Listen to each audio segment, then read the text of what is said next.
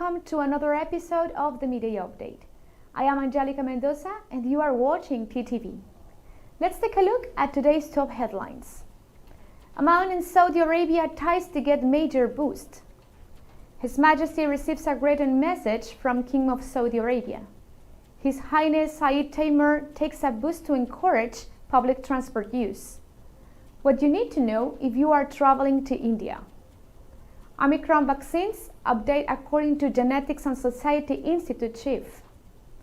Oman Football Association lodges protest over refereeing errors in match against Qatar. In the weather forecast, we are expecting to have mainly clear skies over most of the Sultanate with chances of high clouds advections over Musandam and chances of low-level clouds over parts of the south of Al-Sharqiyya and some parts of the Arabian and Oman Sea. Let's see in detail how the temperature is expected to be. Muscat is expected to be sunny with temperatures between 19 and 28 degrees Celsius. Musandam is also expected to be sunny with temperatures between 18 and 24 degrees Celsius. North Al-Batina is expected to be sunny with temperatures between 18 and 26 degrees Celsius. South Al-Batina is also expected to be sunny with temperatures between 17 and 25 degrees Celsius. Al-Buraimi is expected to be sunny with temperatures between 14 and 25 degrees Celsius. Al-Dahira is also expected to be sunny with temperatures between 15 and 26 degrees Celsius. Al-Dakhliya is also expected to be sunny with temperatures between 18 and 27 degrees Celsius. North Al-Sharqiyya is expected to be sunny with temperatures between 17 and 27 degrees Celsius. South Al-Sharqiyya is also expecting to be sunny with temperatures between 19 and 27 degrees Celsius. Al-Wusta is expected to be sunny with temperatures between 18 and 29 degrees Celsius. And finally, Dhofar is also expected to be sunny with temperatures between 23 and 31 degrees Celsius.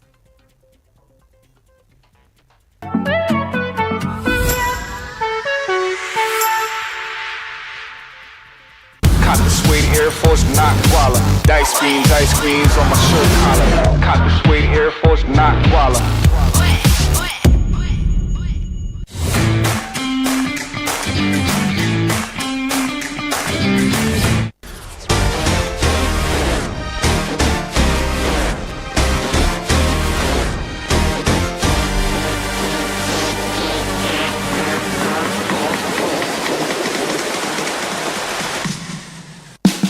Oman's largest online supermarket now has no minimum order limit. From grocery to household items, Rafiq has everything that you want. Enjoy worry-free shopping with over 8,000 products to choose from and get it delivered straight to your doorstep. Rafiq, you order, we deliver.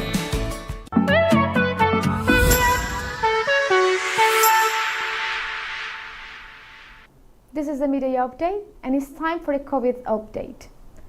The ministry has registered no new deaths due to COVID-19 today. This keeps a total of 4,113 COVID-19 related deaths in the Sultanate. Additionally, the Ministry of Health has registered a total number of 304,612 confirmed cases in the Sultanate. And also a total of 9 new coronavirus cases has been confirmed in the last 24 hours. And 10 COVID-19 cases have been recently confirmed as recovered, which adds a total of 300,047 recovery cases in the country. The Ministry of Health and Supreme Committee has urged all the citizens and residents in the country to adhere to all precautionary measures. Now it's moment to talk about our local stories. The Sultanate of Oman and the Kingdom of Saudi Arabia, led by His Majesty Sultan Haytham bin Tariq and the custodian of the 2 holy mosques, King Salman bin Abdulaziz Al Saud of the Kingdom of Saudi Arabia, are set for a new stage of economic and investment cooperation in all fields. Last July, the 2 countries reaffirmed plans to engage in joint investment in advanced technologies and innovation in many fields.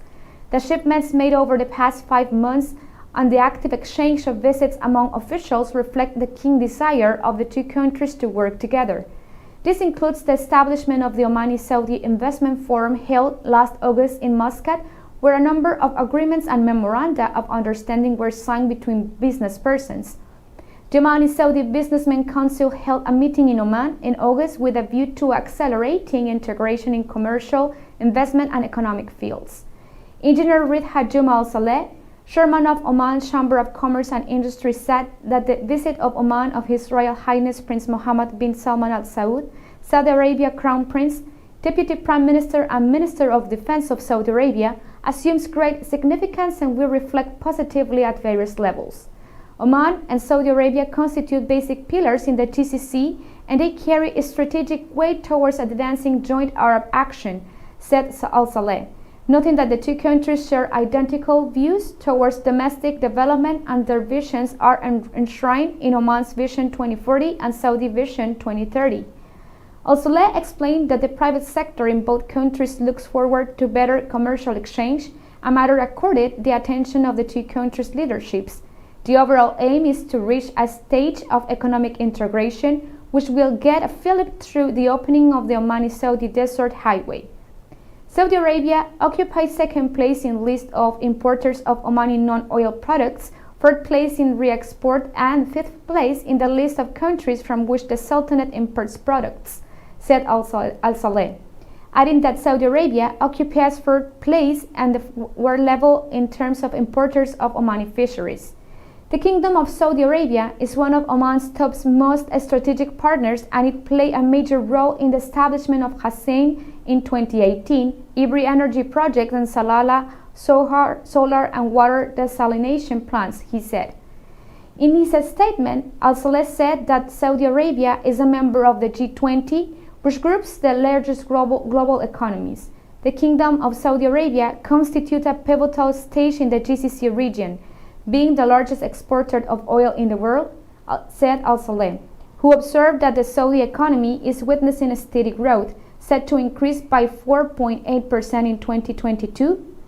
Non-oil economy in Saudi Arabia is also set up to grow by 2.9% in 2022, and the Kingdom of the GDP is forecast to grow by 3.4% in 2022 and 3.5% in 2023, he added. His Majesty Sultan Haytham bin Tariq received a written message from his brother, custodian of the two holy mosques, King Salman Abdulaziz Al Saud, King of Saudi Arabia, related to relations and cooperation between the two brotherly countries and people, Oman News Agency reported. The message, received by Saeed Badr bin Ahmad Al Busaidi, Minister of Foreign, during his reception of His Highness Prince Faisal bin Farhan bin Abdullah, Minister of Foreign Affairs of the Kingdom of Saudi Arabia. His Highness Saeed Taimur bin Asad Al Said took the Mawsalat bus service to encourage the culture of using public transportation in the Sultanate of Oman. To encourage the culture of using public transportation, His Highness Saeed Taimur bin Asad Al Said, Chairman of the Board of Governors of the Central Bank, took the Mawsalat bus service from the Wilayat of Sib to the commercial area of the Wilayat of Matra in Muscat Governorate, Mawsalat said in a statement. Let's take a quick commercial break and we'll be right back with our international stories. Caught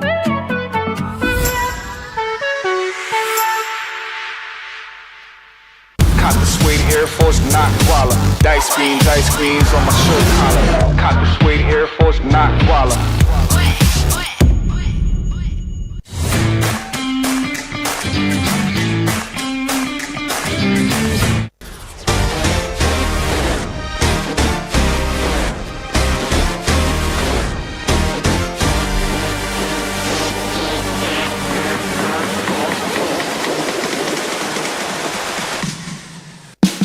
Oman's largest online supermarket now has no minimum order limit.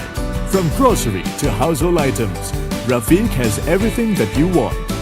Enjoy worry-free shopping with over 8,000 products to choose from and get it delivered straight to your doorstep. Rafiq, you order, we deliver.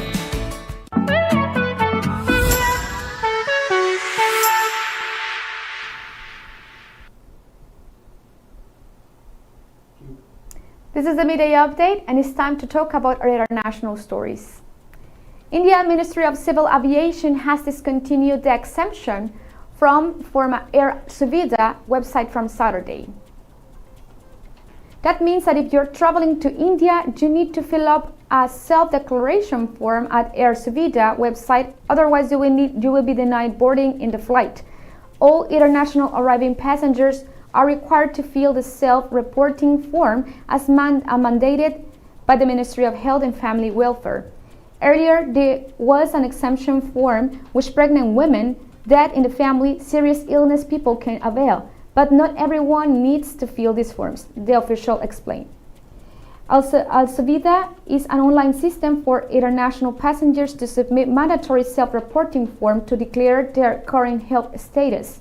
This form is mandatory and should be filled anytime before boarding, an official said.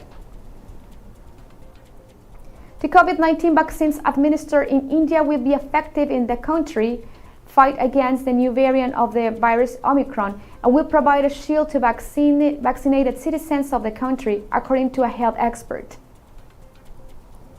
Director of Tata Institute for Genetics and Society and former Chief of Council of Scientific and Industrial Research Center for Cellular and Molecular Biology, Dr. Rakesh Mishra, talking about the effectiveness of hybrid immunity, said, "The results indicate that the hybrid immunity will be effective against the new variant. Scientific validation of these things is happening. People are conducting experiments for making pseudovirus in labs and testing. So the Institute for Genetics and Society believes it would take about 10 days to 2 weeks, but the feeling is that vaccines should be protective, maybe a little less, but the vaccines will certainly be helpful to a great degree. 3 types of immunity against the virus are natural immunity coming from infection, vaccine immunity coming from vaccines, and hybrid immunity in which a person who has previously been infected also gets vaccinated." Talking about the traceable symptom of Omicron, the expert said that most of the people may be asymptomatic or have less severe symptoms that therefore mistaken Omicron as a normal common cold. Dr. Anurag Agrawal, director of Institute of Genomics and Integrative Biology in Delhi, said that there's a possible third wave of pandemic triggered by Omicron. The new variant of COVID-19 could be avoided if necessary precautions are taken. Let's go for a quick commercial break and we'll be right back with our sports section. Cop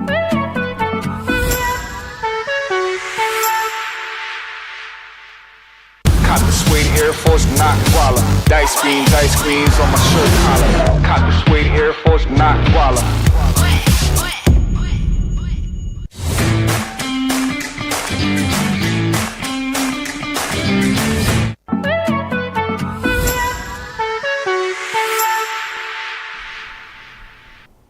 This is the Midday Update, and it's time to talk about sports.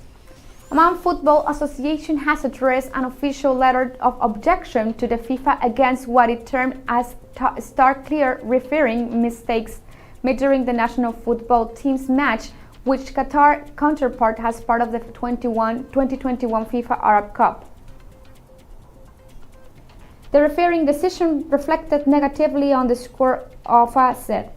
The Oman Federal Association identified the refereeing mistake as giving a wrong penalty against Oman team, granting a controversial goal to Qatar without resort to the VAR technology and ignoring a repeated foul play against the Omani team, said the Oman Federal Association. That is all for today. Thanks for watching. Stay tuned for the 8 p.m. show and keep watching TTV. You've just heard the live feed from the TTV studios on TFM 95.4. Let's talk.